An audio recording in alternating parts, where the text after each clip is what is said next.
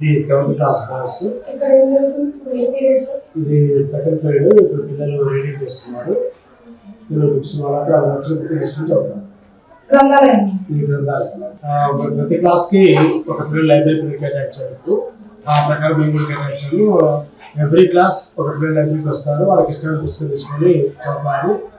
అయితే ఇందులో మాకు సమస్య ఏంటంటే గ్రంథాలయంలో ఒక మిడిల్లో ఒక టేబుల్ ఉండి చైర్స్ లేదంటే బెంచెస్ ఉన్నట్టయితే పిల్లలు పై కూర్చొని చదువుతారు, బాగుంటుంది. ఒక లైబ్రరీ టేబుల్ ఉంటే బాగుంటుంది అనుకుంటున్నాము. అదొకటి సమస్య ఉంది లైబ్రరీలో. అలాగే బుక్స్ కూడా ఇంకా కొన్ని బుక్స్ ఉంటే బాగుంటుందని చెప్పి అడుగుతున్నాము. సార్ కొత్తగా హెచ్ఎం సార్ కొత్తగా వచ్చారు. సర్పంచ్ కూడా కొత్తగా ఎదిగారు కాబట్టి మనం వచ్చేప్పుడు మేము అడిగాము.